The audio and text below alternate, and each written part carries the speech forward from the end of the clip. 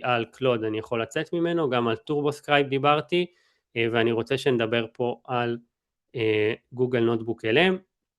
לעשות מחברת חדשה, כשאני נכנס יהיה לי פה יצירה, אני לוחץ יצירה וגורר לפה קבצים מסוימים, ואז אחרי שגררתי אני רואה את כל הרשימה פה. אגב, זה לא חייב להיות טקסט, זה יכול להיות גם הקלטה כלשהי.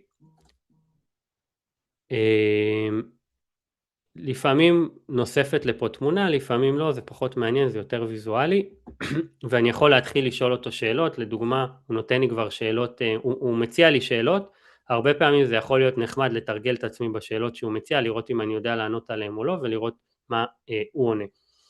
עכשיו, זה פסיכי, הכמות מידע שיש פה היא לא נורמלית, ואני ממש יכול לדבר איתו, לשאול שאלות, לבקש